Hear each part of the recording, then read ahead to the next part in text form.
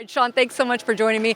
I feel like you are someone who could fit in anywhere, but what do you make of the fit with this particular team? What stood out about this group of guys and how you're working out here?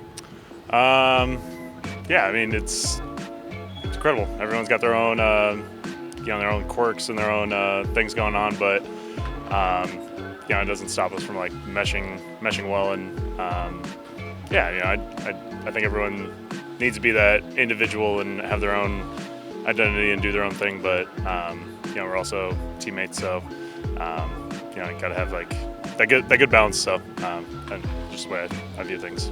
You spent your entire career in Oakland before this, your entire major league career. Was there any difficulty adjusting? From there to here? Yeah.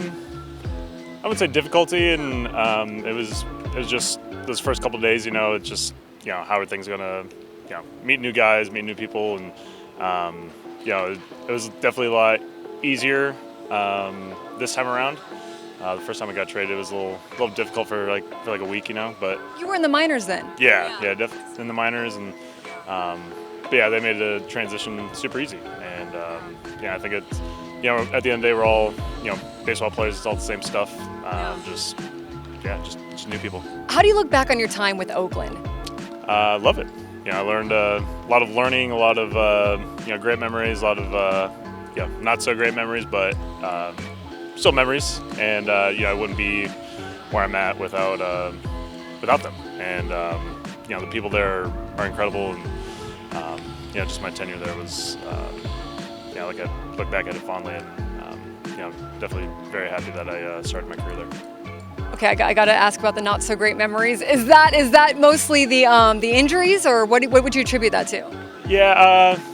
I mean, the way I view injuries is like they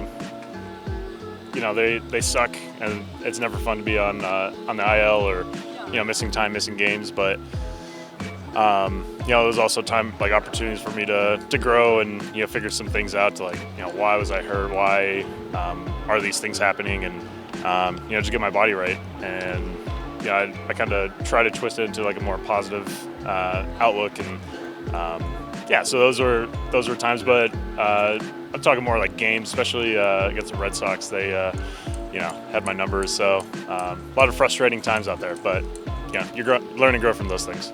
You had a no-hitter against the Red Sox. Yeah, no-hitter in Oakland. My numbers in Fenway are not great. So, Isn't that funny? Like as a pitcher or as a player, you fixate on, or not fixate, but you always remember those games where you're like, oh man, or whatever, right? Because you have as many good games as that. But is it just easier to kind of remember the ones where you're like, I wish I had that one back or something? Yeah, I think it's it's kind of burned in your memory when you. It's never fun when, as a pitcher you're on a literal island by yourself, and especially in an iconic park like Fenway, and just the atmosphere there, and having balls fly all over the place, and you're just walking in after the second inning like, what happened?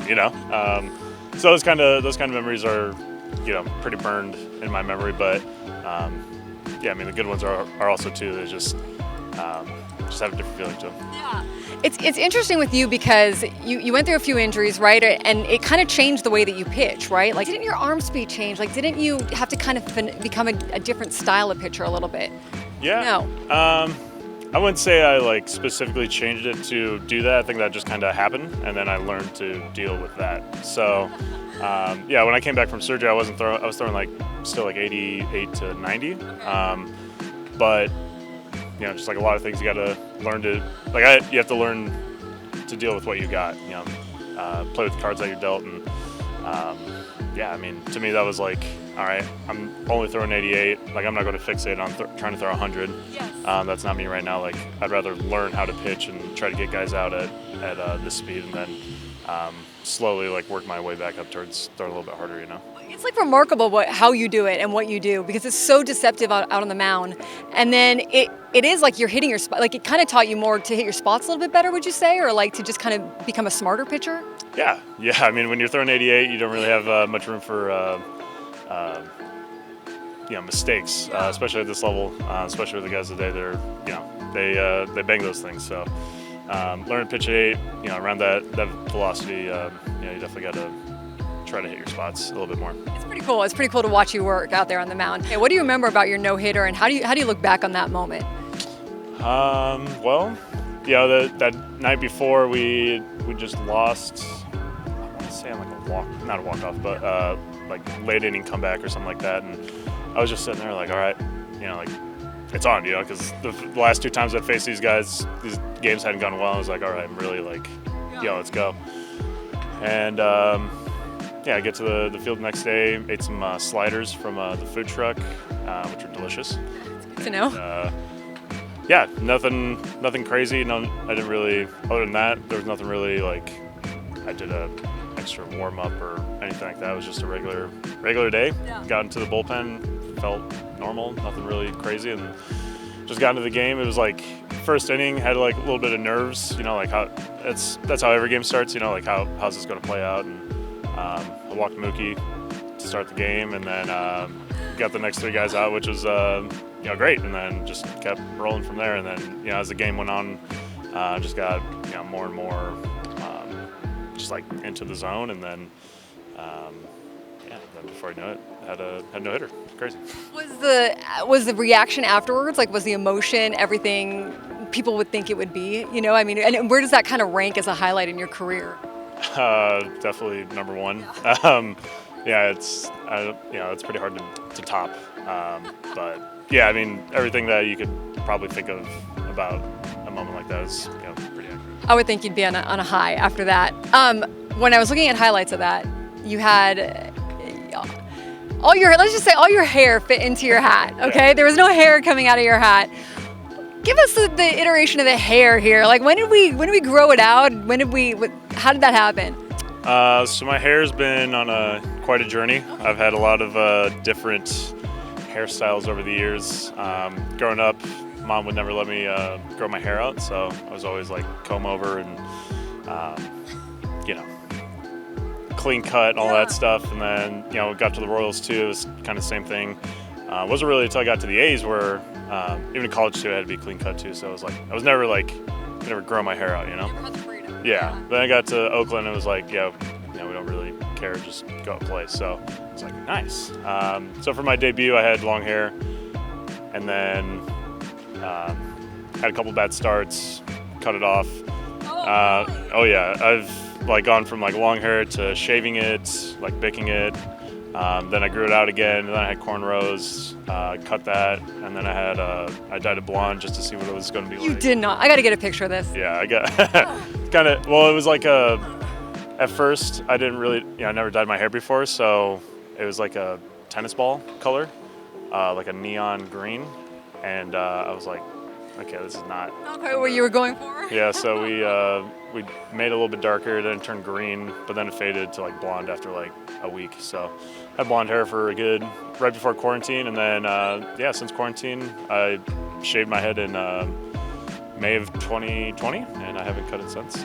So we could come in one day and it could be completely gone if the moment strikes you. Yeah. There's definitely at this point I want to see how long I can get it, but there's always that possibility of me coming in with no hair at all. Did you enjoy being a blonde?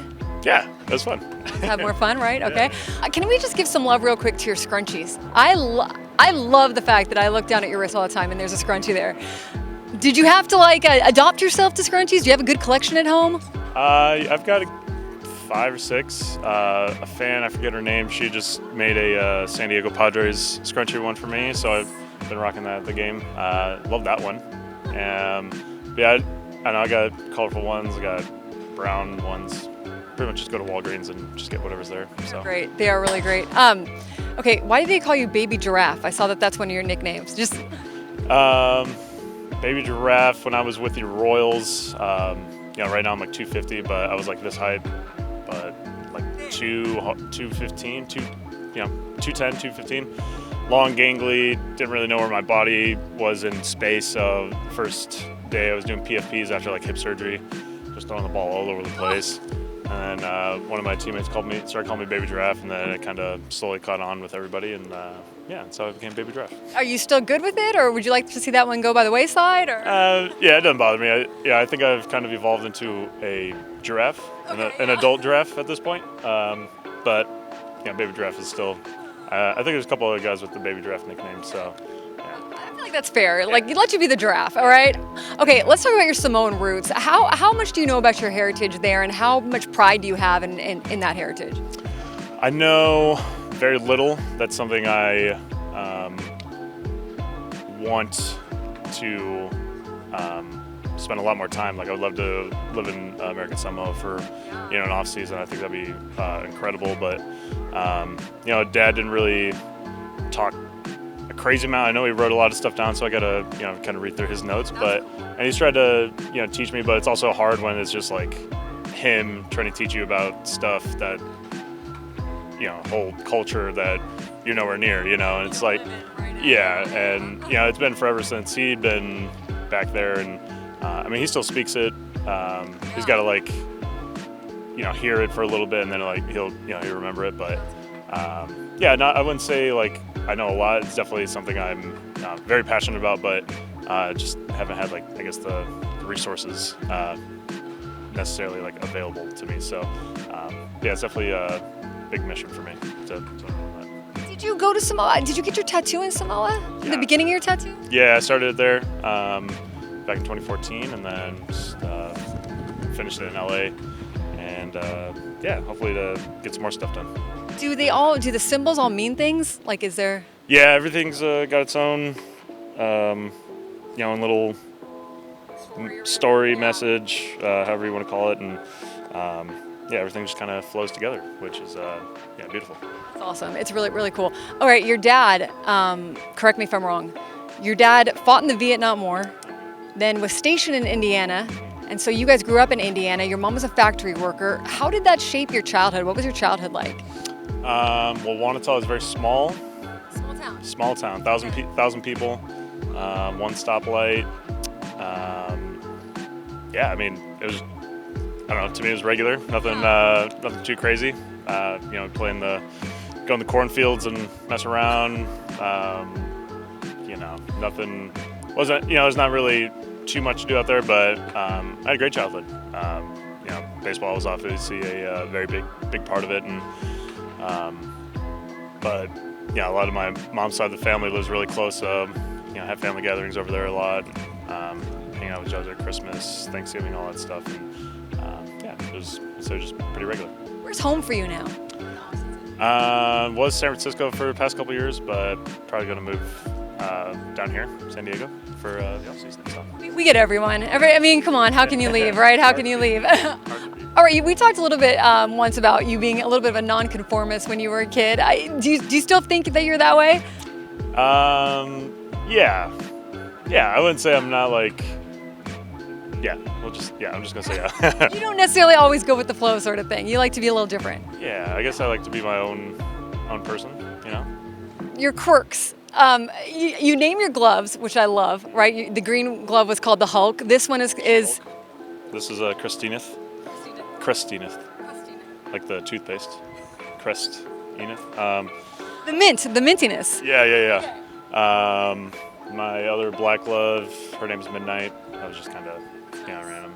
But yeah, I've had Abraham Lincoln, because he was like a red, white, and blue glove. My car's name's Sasha. Give some names to things. I love this. Okay, any other quirks? Anything else? Like, I heard that you don't like times like 12:30, like 12:32, or right? Like, any other quirks that you have? Some of the interviews, they ask me what time, and I'll just say 12:34, 12:41. It's not superstition. You just don't want to be right on the dot. Yeah. It's just kind of the non-conformity thing, or it's let's do. I'll be there at 12:37. Expect me there. Stuff like that. And you will at 12:37. Yeah, be there. Thank you very much for your time. I love that we're letting you go at 37 after 38. Yeah, so this is the perfect. We can't get to 40. So thanks for doing this. I appreciate it. Thank you for having me.